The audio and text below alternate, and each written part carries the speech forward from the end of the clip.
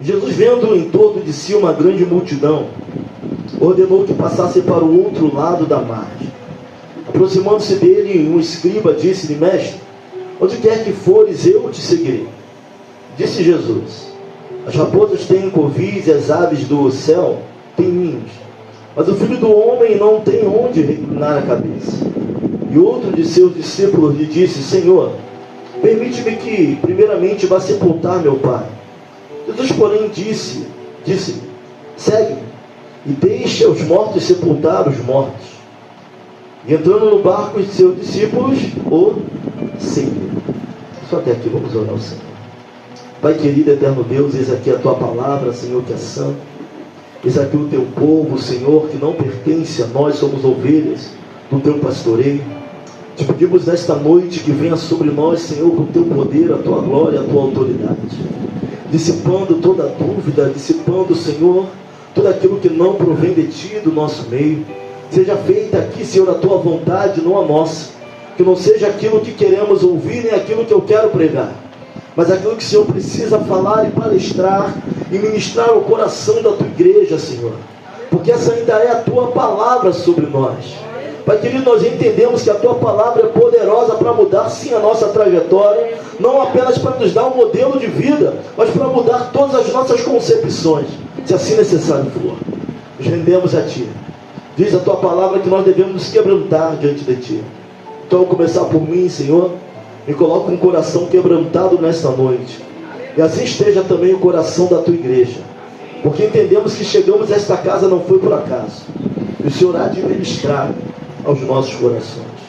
Assim nós oramos, te agradecemos, no nome que é sobre todo nome, nome poderoso de Jesus. Amém, amém e amém. Podeis entrar. Irmãos, nós vamos estar orando hoje bastante, mas gostaria de deixar essa palavra no coração dos irmãos.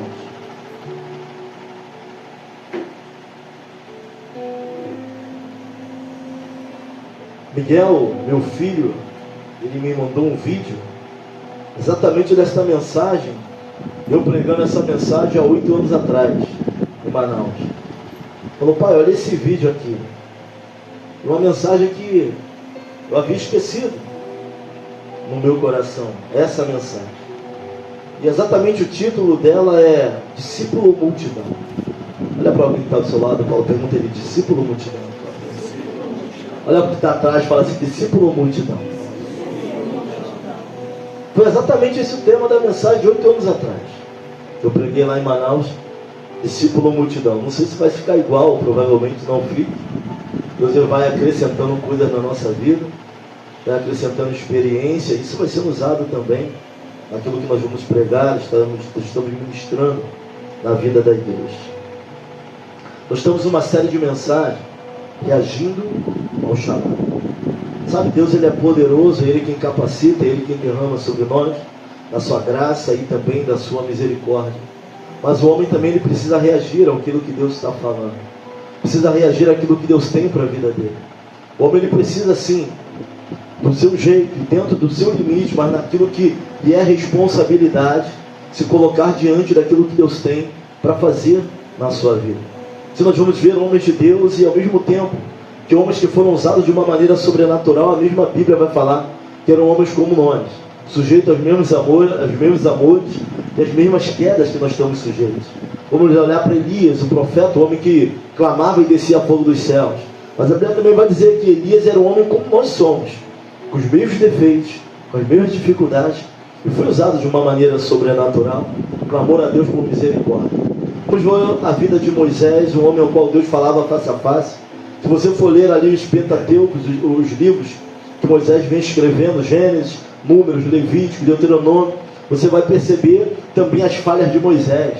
Hoje eu estava conversando com a pastora, e ela falou: não, Deus falou para que Moisés declarasse sobre a rocha, e Moisés bateu, feriu a rocha. Moisés estressado, o povo difícil, irmãos.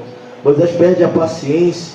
Ao mesmo tempo vamos ver Moisés no meio do vento, no meio da nuvem, no meio do trovão, escrevendo os mandamentos, Deus ditando. Daqui a pouco Moisés vai quebrar a tábua dos mandamentos. Então nós vamos ver que foram grandes homens de Deus, sim, porque Deus derramou misericórdia sobre eles, mas assim como nós, homens que erraram também, Vamos olhar para Davi, o homem segundo o coração de Deus, mas no episódio em que Davi, ele adultera, Davi ele mata Urias, ele planeja, vamos ver Davi, o homem é sanguinário e frio também, até que a palavra vem sobre ele e desperta Davi. Ou seja, ao mesmo tempo que o homem responde ao chamado, de uma maneira sobrenatural. Olhe para Jeremias, sim, eu sou apenas uma criança. Ele vai falar para Jeremias, não diga eu sou apenas uma criança. O que eu te falar, tu falarás, onde te mandar ir, tu irás. Deus capacitando o homem. Mas vemos também da parte do homem, que o homem precisa reagir àquilo que Deus tem na sua vida. Nós lemos aqui Mateus, Evangelho segundo escreveu Mateus, do capítulo 8, versículo 14, ali até mais ou menos o 19 e 21. Do 14 ao 15, vai falar sobre a cura da sogra de Pedro. Versículo 18, uma grande multidão é formada em torno do Senhor Jesus. Versículo 19 ao versículo 21, nós vamos ver que Jesus vai falar a respeito dos ofícios. Vai começar a entrar a questão da responsabilidade dos discípulos. Pessoas querendo segui-lo, e Jesus arguindo as pessoas, se me seguir, vai acontecer isso. Outro, se eu quero te seguir, mas tem que acontecer isso. Vai ser dessa maneira, ele colocando a condição dele para aqueles que queriam seguir. O fato é que Jesus sempre esteve cercado de muitas pessoas. As multidões sempre cercaram Jesus, por onde quer que ele fosse, por onde quer que ele andasse, onde ele apregoasse, onde ele curava, até para que se cumprisse a Escritura. O povo que andava em trevas viu brilhar uma grande luz. Até para que isso, o povo viu esperança. Pela primeira vez, depois de muito tempo, o povo ele vai sentir esperança, o povo vai ver uma palavra diferente. Alguns vão dizer, ele prega diferente dos fariseus. Ele prega como quem tem autoridade para pregar esta palavra. Os fariseus não, faziam muitas coisas, decoravam muitas coisas, colocavam muitas interpretações na Bíblia, na lei, na qual era impossível até eles seguirem. Mas Jesus ele vem com as boas novas, ele vem falando do reino, é chegado o reino de Deus, e eles vão se olhar para Jesus e ficar pasmo com a forma como ele ensinava, a metodologia, a pedagogia, a didática de Cristo, falando através de parábolas. Eles vão ficar maravilhados com aquilo que eles vão estar vendo. E não só pelo que ele pregava, mas pelo que ele fazia. Os sinais que ele fazia deixavam as pessoas maravilhadas. Então, multidões estavam onde Jesus estava. Por onde ele passava, as multidões o apertavam. As multidões estavam sempre cercando o Senhor. Mas se formos falar na íntegra, o que é multidão? Multidão é o conjunto de pessoas. A aglomeração de muitas pessoas. Quando se fala de multidão, não fala de 100, não é? Eram 5.000 pessoas. 2.000, 3.000, 5.000 ou mais estavam cercando a Cristo. E quem são os discípulos de fato? Discípulo é um aprendiz. Discípulo é aquele que estuda com o mestre. Discípulo é aquele que segue o mestre. Discípulo é aquele que aprende com o mestre.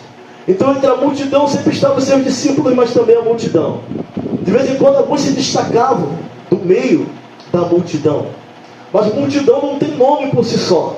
São muitas pessoas. Estavam os discípulos, a multidão, os fariseus. A Bíblia não vai colocar muitas das vezes o fariseu como multidão, vão colocar ele como os opositores do Evangelho. Então vai colocar um nome, vai apontar para eles como opositores. Mas a multidão, sempre que fala em multidão, eu penso em muita gente. Não sei você. Eu penso em muitas e muitas e muitas pessoas querendo ouvir e precisando do milagre, precisando ser tocado, precisando ser curado por Cristo. Então as multidões acompanhavam o Senhor. Mas quando fala de discípulo da margem da Bíblia, do cristianismo, o termo discípulo se refere principalmente aos dedicados seguidores de Jesus. Não é apenas alguém que segue, não é apenas alguém que seguiu por um momento, mas aos dedicados seguidores de Jesus. Quando vai apontar, biblicamente falando, os seus discípulos, o cristianismo vai apontar para os dedicados seguidores de Jesus. Nós temos sim, irmãos, que nos posicionar na nossa geração. Se somos discípulos, a palavra dedicada vai entrar. Porque discípulo não é multidão e nem anda como multidão. Já vou lhe explicar por quê. Multidão não tem a responsabilidade que discípulo tem. Às vezes nós nos intitulamos discípulos, mas estamos agindo como multidão. Essa é a grande questão. Se somos discípulos, somos aprendizes, somos seguidores.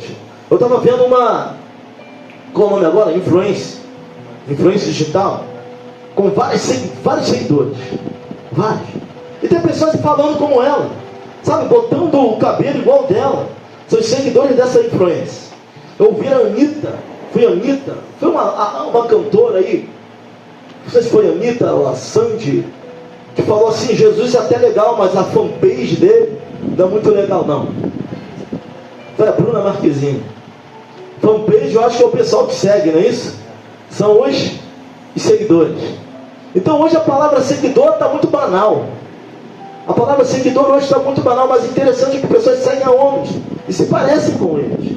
Sabe, pessoas inventam personagens aí na rede social. E tem pessoas falando igual, se vestindo igual, sabe, com o mesmo jargão, com a mesma forma e até a mesma ideologia daquele personagem. Mas nós, como seguidores de Cristo, como aprendizes, como discípulos de Cristo, precisamos parecer com Ele. Não estou preocupado com a declaração de Bruna Marquezine, até porque a declaração dela para nós não importa nem um pouco. Não sei nem se ela sabe o que é o cristianismo. Não sei nem se ela conhece o Jesus que a Bíblia revela. Não sei qual Jesus ela está falando. Não sei de que seguidores ela está falando. Mas o fato de ser seguidor hoje, a palavra seguidor está muito banal. Mas naquela época, ser um seguidor de Cristo também implicava em ser um discípulo do Senhor. Muitos seguiram Ele durante um tempo, mas não eram discípulos. Discípulo vai sempre estar sendo colocado à parte como discípulo. Alguém que aprende. Alguém que se parece com o seu mestre. Sabe, alguém que fala, que ensina a mesma coisa que ele aprendeu. Discípulos de Cristo são cristãos, significa pequeno Cristo, pessoas que se parecem com Cristo. Se somos de Cristo, somos discípulos de Cristo, então nós precisamos parecer com Ele, seja no perdão, seja no amor, seja na palavra que nós estamos apregoando. Se você não se parece com Cristo, irmãos, creia, é necessário se preocupar com isso. Se somos discípulos, precisamos parecer com o nosso mestre. Pastor, não sei com quem Jesus, é só ler os evangelhos. Quer conhecer a Cristo, lê o evangelho. O Antigo Testamento vai apontar para ele também. Toda a Bíblia é cristocêntrica, mas quer conhecer ele na íntegra, lê os 4 evangelhos. Você vai conhecer quem é Cristo, com quem nós precisamos parecer. Por onde Jesus passava, a multidão estava em volta dele. Ele não tratava mal as multidões.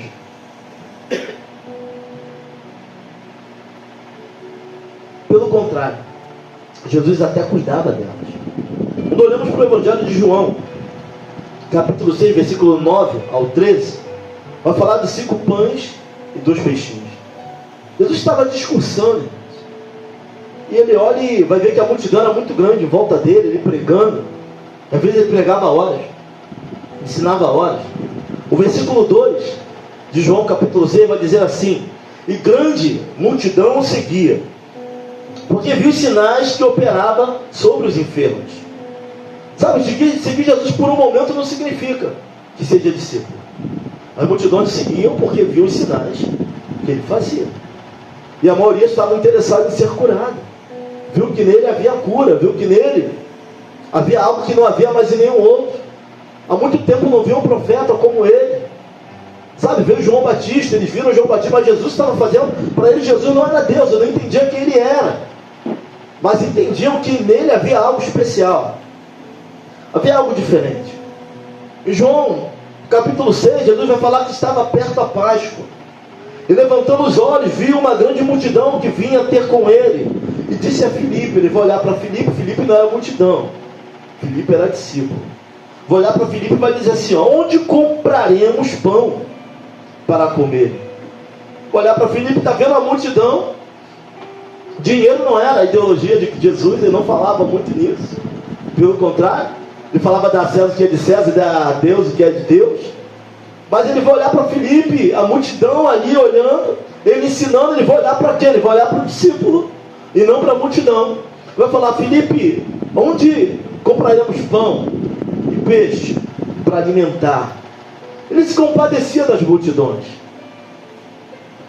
Mas o versículo 6, mas dizia isto para o experimentar, porque ele bem sabia o que havia de fazer. Jesus vai falar para Filipe onde nós compraremos o pão e o peixe, para experimentar Filipe. Sabe, para ver até onde ia a fé de Filipe nele. Você vai ver que multidão é alimentada, mas não é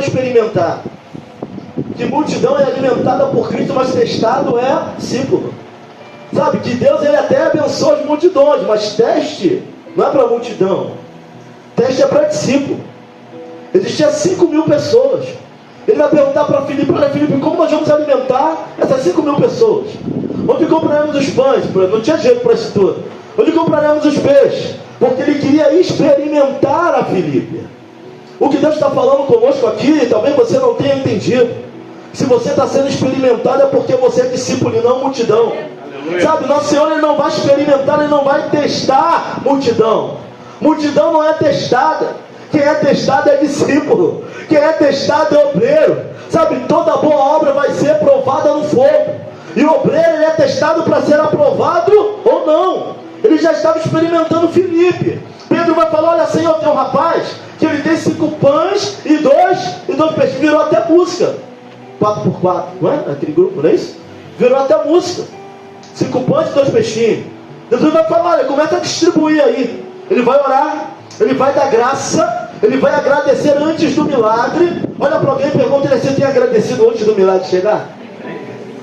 Primeiro ele dá graça. Esse é o tipo de milagre que é precedido de agradecimento.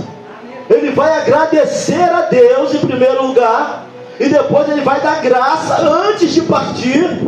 Tem milagres que são precedidos de agradecimento. A gente aqui não sabe disso. De repente só está faltando agradecer para ver o milagre acontecer. Ele vai dar graça. Sabe, ele já estava formando o milagre antes do milagre acontecer. Aleluia. Vai dar graça, vai glorificar. Glorifica a Deus, meu Pai, porque o milagre vai acontecer. Ele sabe o que eu estou falando. Tem milagres que são precedidos da nossa gratidão. Ele agradece, ele começa a partir. Mas ele queria experimentar Filipe, queria experimentar os discípulos, para ver se eles realmente criam, para ver qual era a perspectiva deles em relação a quem ele era, para ver como eles iriam se movimentar diante do chamado, diante da palavra. E ele era a própria palavra, para ver como eles iam reagir diante daquilo que Deus tinha para a vida deles. Experimentado. Sabe, nós seremos experimentados, meus irmãos. E talvez isso não seja muito agradável para alguns, mas discípulo não é multidão. Discípulo ele é experimentado. Sabe, discípulo ele é aprovado naquilo que ele prega, naquilo que ele canta, naquilo que ele fala. Jesus vai tentar experimentar Filipe. Como iremos? Filipe olha, imagina 5.000 pessoas. Imagina, não havia dinheiro para comprar tanto pão, tanto peixe. Pedro vai lembrar: tinha um rapaz ali. Ele vai mandar avançar. Vai dar graça. E o milagre vai acontecer. Tem gente muito desesperada e está esquecendo de dar graça. Sabe, nós só agradecemos quando o milagre acontece. Entregamos para Deus as nossas vitórias, mas ninguém quer entregar suas derrotas para o Senhor. Senhor, obrigado se eu não conseguisse. Obrigado se amanhã essa porta novamente que eu bater venha se abrir. Obrigado. Isso é coisa de discípulo. Multidão só quer bênção. Multidão só quer melhoria. Multidão só quer as mãos. Mas o discípulo quer a face. O discípulo quer aprender mais e mais. O discípulo quer crescer na graça e no conhecimento. O discípulo não é multidão. É o aprendiz da própria palavra. O que dizer da mulher do fluxo de sangue? Sai do meio de uma multidão. Sabe, Jairo vai até Jesus, ele adora a Deus. Um dos principais da sinagoga.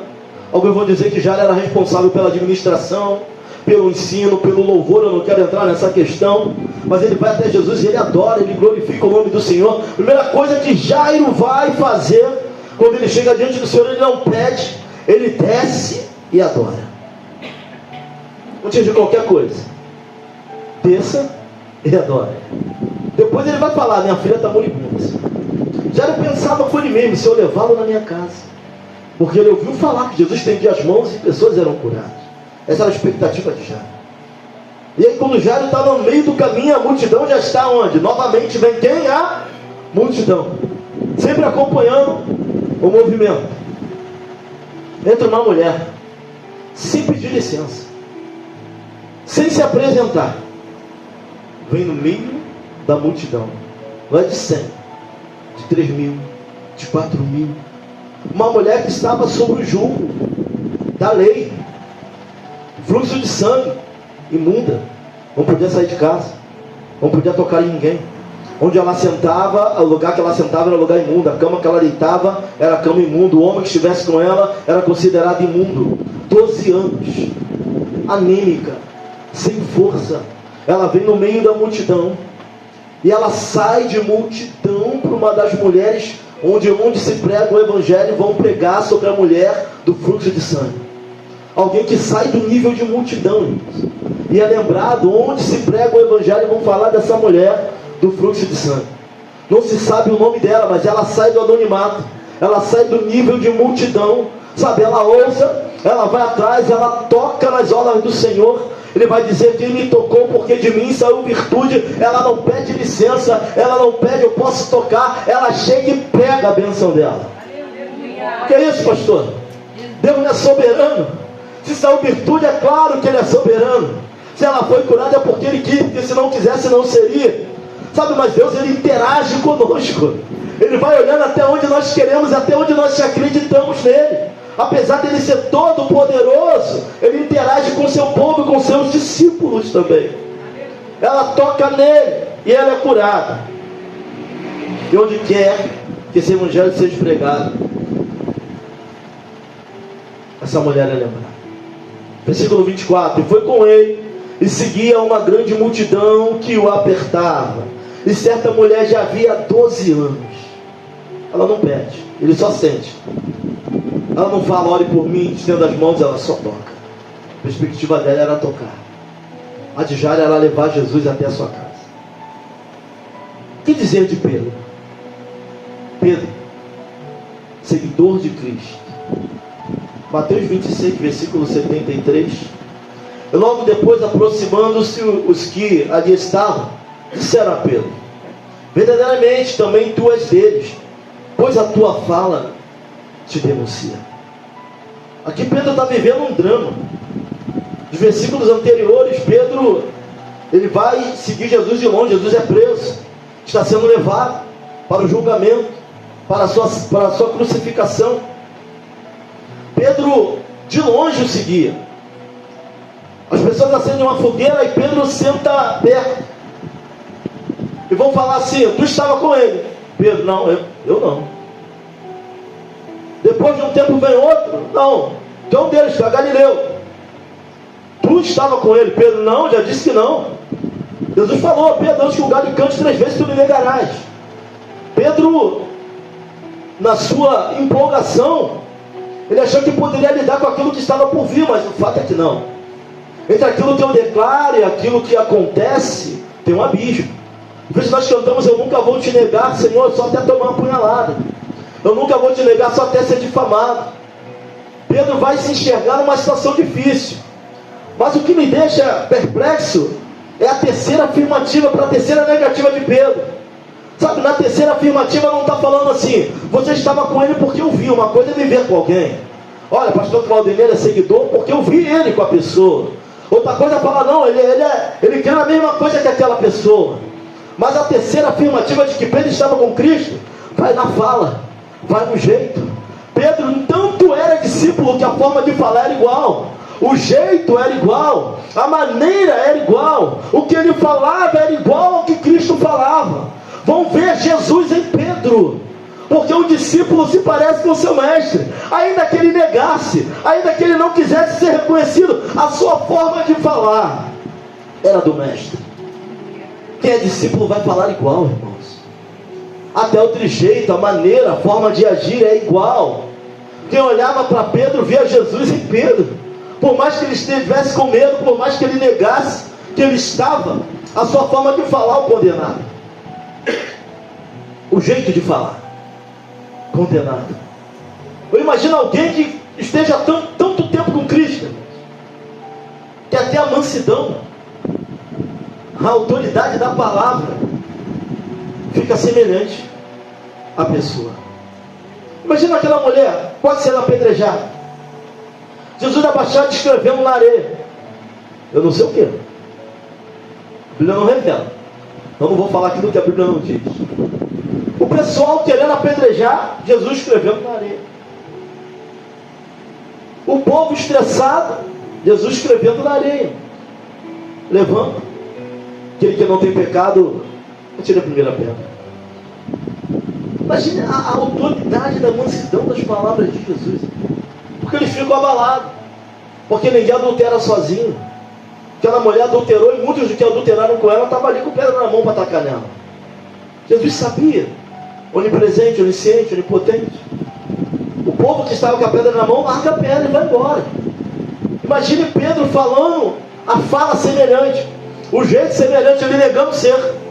Naquele momento, ele reagindo de forma negativa ao chamado. Jesus vai falar para ele: de agora em diante, doravante será pescador de homens, de alma. Vamos ver Pedro aqui reagindo de uma forma contrária a tudo que Jesus tinha falado na vida dele. E mesmo assim as pessoas olhando para ele, falando: ele é discípulo.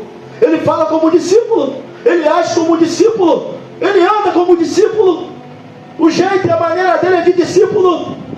Me trouxe agora a memória. Um pastor que ele fica frustrado com o evangelho. Falou: eu vou partir para a noitada. Partiu para a boate. Eu vi isso há pouco tempo, testemunho. Partiu para a boate. Desviou.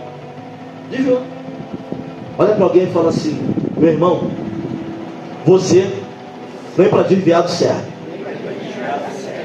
Declara na vida dele. Você, fala para ele, filho, nem para desviado serve.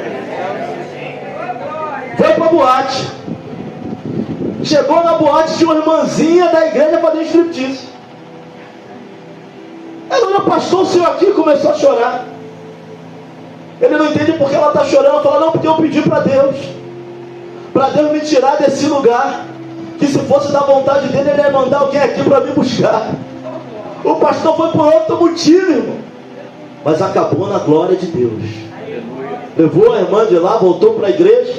Ele chegou à conclusão que nem para ser desviado ele prestava. Nem para isso ele prestava. É discípulo. Discípulo. Pedro está numa situação difícil, mas as pessoas estão vendo Jesus nele. Pedro está querendo ir na contramão de tudo que Deus tinha para ele, mas as pessoas estão vendo Jesus em Pedro. Andou muito tempo com ele. Falou, aprendeu a fala, aprendeu o jeito. Alguns vão falar assim: olha, mas pastor Pedro era pescador, Paulo era eloquente, estudou na escola de Gamaliel, doutor no Antigo Testamento. Quem foi doutor de Pedro? Quem foi doutor de Pedro? Como é que alguém que tem um mestre, a própria palavra vai continuar a mesma coisa? O Pedro que abre a boca no dia de Pentecostes, 3.000 almas são acrescentadas, não é o mesmo Pedro que negou Jesus, não, irmão. Vai ver os mártires. Vai ver os mártires. Quantos deles não pediram para ser crucificados de cabeça para baixo? Porque não era merecedor de morrer igual ao seu mestre. Vê se Pedro não aprendeu. Vai ver o final, vai pesquisar sobre o fim da vida de Pedro. O mesmo Pedro que negou agora não quer ser nem crucificado da mesma maneira. Você acha merecedor? Você é merecedor de morrer igual ao meu mestre. Vira a cruz de cabeça para baixo. Paulo, vai ver os mártires da fé. Se era o mesmo Pedro. Pedro não era multidão. Pedro era discípulo. Discípulo aprende. Discípulo caminha. Sabe, uma coisa é dizer que você estava porque viu. Outra coisa é dizer que você anda pelo teu jeito, pela tua maneira, pela tua forma de agir. Sabe, o evangelho já estava impregnado em Pedro. Estava impregnado em Mateus, impregnado em João, impregnado em Lucas. Não eram multidão, eles eram discípulos de Cristo. É diferente, multidão de discípulo. Vamos voltar para o texto. Mateus capítulo 8, versículo 14. A sogra de Pedro está com muita febre. Jesus, ele vai chegar, algumas versões ele vai se inclinar sobre ela, outras simplesmente vai estar orando e ela é curada. Nós vamos ver no versículo, a partir do versículo 16, que trouxeram-lhe muitos endemoniados e ele com a sua palavra expulsou deles os espíritos e curou todos os que estavam enfermos. Vamos ver Jesus operando em todos os níveis. Jesus curando doença, Jesus trabalhando na esfera espiritual, na esfera de doença, na esfera física, ele expulsando demônios, demônios corriam pela rua, ele impediu que eles falassem quem ele era, não era chegado o tempo, a hora, o momento.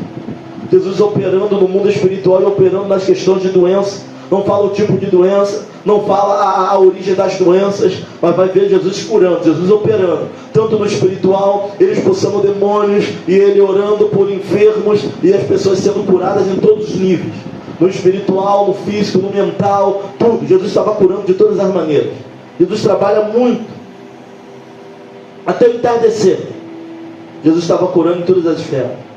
Versículo 18, uma grande multidão se forma em torno dele.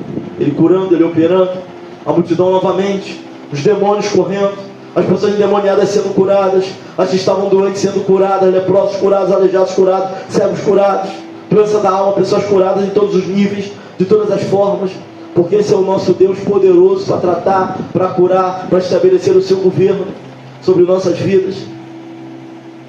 João 9, versículo 4, Jesus vai dizer que a noite vem, e à noite ninguém pode trabalhar. Ele estava trabalhando, fazendo a obra daquele que havia enviado enquanto era dia. Ou seja, Jesus tinha pressa naquilo que ele fazia. Jesus ele tinha propósito naquilo que ele fazia.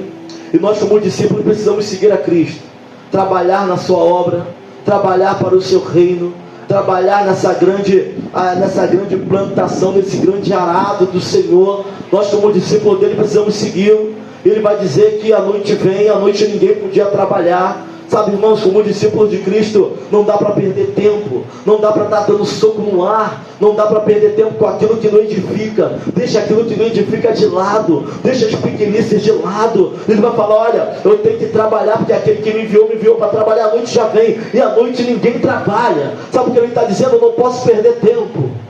Pessoas perdendo tempo com palavras já que disseram há muito tempo atrás. Esse negócio já passou. A ordem é para marchar. Perdendo tempo com aquilo que pessoas rotularam ele, te rotularam lá atrás, mas está repreendido em nome de Jesus. Deus já tem uma nova missão para nós. Para de perder tempo com as coisas do passado. Jesus fala: eu tenho que trabalhar. Se você abrir o capítulo 9, versículo 4, vamos lá, vamos ver as palavras de Jesus na íntegra. Capítulo 9, versículo 4.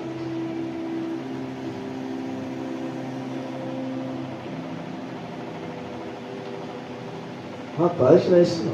João capítulo 9. Vamos lá, estou lá em Mateus. João capítulo 9, versículo 4.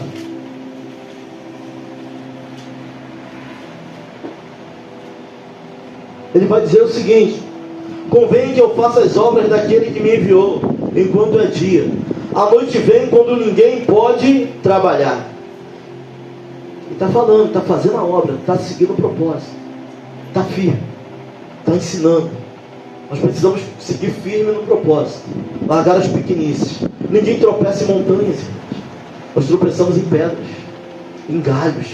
São pequenas coisas que nos derrubam, não são grandes coisas. A montanha é muito grande para a gente tropeçar nela. Vai tropeçar onde? Aqui, é na descida, é no não prestar atenção, nas pequenas coisas. Sabe, nós somos cheios de preciosismo. Estamos fazendo ali a obra muito bem, daqui a pouco vem algo que te incomoda e aquilo fica ali, ó, ranhetando, batendo. E a gente, ao invés de olhar para Cristo, para a sua soberania, para o alvo, estamos olhando para pequenas coisas, os pequenos defeitos, aquilo que vai te incomodando, as pequenas raposinhas. Daqui a pouco não tem mais nada na árvore, sabe? Vai deixando entrar e vai fazendo uma bagunça. Mas o fato é que quem é discípulo dele precisa entender. Temos que viver e seguir firme nos seus propósitos. Não é parar nos seus ensinamentos, se parecer com ele, sabe? Aí no versículo 19 de Mateus, vai aparecer um escriba, vai falar: Senhor, eu posso te seguir? Versículo 19: seguirei para onde quer que vá. Capítulo 8, versículo 19. Vai aparecer o escriba. E aproximando-se dele, o escriba disse: Mestre, onde quer que fores, eu te seguirei. Disse Jesus: as raposas têm covis, e as aves do céu têm ninhos, mas o Filho do Homem não tem onde reclinar a cabeça. O que ele está dizendo com ele? Para você me seguir, você vai ter que passar pelo que eu passo. Para você me seguir, você vai ter que andar por onde eu ando. Para você me seguir, você vai ter que viver o que eu estou vivendo. É por isso que discípulo é diferente de multidão. É aquele que segue, é aquele que anda no mesmo espaço, é aquele que anda pelos mesmos caminhos. Sabe, eu não tenho onde dormir, eu estou fazendo a obra. O vento sopra, ele estava num lugar, soprava, ele estava no outro. Ele vai falar para o escriba: as raposas têm seus ninhos, mas não são como o Filho do Homem, que não tem para onde reclinar a cabeça. Eu estou fazendo a obra, eu estou trabalhando. Então, como discípulo, nós temos que entender, irmãos. Nós vamos passar por algumas situações. Sabe, se o mundo perseguiu a Cristo, vai nos perseguir também. Se tentaram difamá-lo, vão tentar nos difamar também. Discípulo também passa pelas mesmas questões que aquele ao qual ele está seguindo passou. Versículo 21. Vai aparecer mais uma pessoa. E outro de seus discípulos, olha, todos eles são o quê? Outro de seus, não é multidão que segue ele. Não é multidão que vai passar pelo que ele passa. Multidão segue até determinado ponto. Agora tem outro discípulo, e outro de seus discípulos lhe disse: Senhor, permite-me que primeiramente vá sepultar meu pai. Jesus, porém, disse: segue, deixa os mortos sepultar os seus mortos. Aqui parece até algo ríspido de Jesus. Mas quando vamos ver a questão histórica, cultural, existem algumas linhas para essa passagem. Não vou me ater muito a isso, não tenho nem tempo para isso. Mas existe uma linha que vai dizer que sepultar o pai, não que o pai dele estivesse morto no caixão, mas talvez por ele ser o primogênito, ele queria que esperar o falecimento do pai para que ele colocasse a casa em ordem para só então fazer a obra. Nós temos milhares de afazeres. Cada um tem seu afazer e a sua desculpa para não seguir a Cristo como ele tem chamado. Outra linha vai dizer que o sepultamento não era só de um dia, era de vários dias. Mas independente das linhas, independente se fosse esperar o pai falecer para depois seguir a Cristo, porque se fosse um pai no caixão, ele não estava na beira da estrada com Cristo. Então as linhas vão apontar para isso. Mas independente disso, Jesus está dizendo que para seguir ele, nós vamos ter que abrir mão de algumas coisas. Que para sermos discípulos, você tem que abrir mão, que renunciar muitas coisas para estar diante dele como discípulo. Não quer renunciar, tem que ser multidão, porque o discípulo precisa renunciar. Deixa que os mortos enterrem seus mortos. Jesus está falando: o momento de me seguir é hoje, o momento de me seguir é agora, o momento de me seguir é nesse momento, é nessa hora. Mas aí nós temos muitas outras coisas para fazer. Senhor, eu tenho que cuidar disso. Senhor, eu tenho que fazer aquilo. Senhor, eu tenho que fazer aquilo outro. Olha, eu não consigo. Olha, não dá. Olha, o meu tempo é curto. Discípulo renuncia. Discípulo arruma tempo. Sabe o que a Bíblia diz? Vai ter com as formigas preguiçosas. Deus nos chama desocupado. Nunca chamou. Paulo tinha ofício. Mateus tinha ofício. João tinha ofício. Deus não chama desocupado. E se chamar, vai dar um ofício para fazer. Mas nós somos cheios de desculpas. Jesus vai começar a falar com o escriba: vai me seguir? Tem caminho aí que não é bom. Tem caminho que tem pedra, tem prova, tem luta. O outro vai vir: Senhor, eu vou. Mas deixa que os mortos enterrem seus mortos. Vai esperar passar o tempo? Vou esperar meu filho crescer. Vou esperar meu filho arrumar um trabalho. Se empecilha é teu filho, olha só o que a gente faz. Coloca às vezes aquilo que nós mais amamos como empecilho para fazer as coisas de Deus. Ele está ensinando para ele que ser discípulo é diferente de multidão. Discípulo é comprometido. Sabe, discípulo abre mão do seu sono para adorar o nome do Senhor. Discípulo às vezes vai para a igreja chovendo, no frio, para glorificar o nome dele. Discípulo é comprometido com o culto. Discípulo é comprometido com o seu Senhor. Multidão não é. Multidão só quer bênção. Multidão só quer aquilo que melhora, muda a sua trajetória, mas não quer andar nos mesmos caminhos. Multidão é diferente de discípulo. Multidão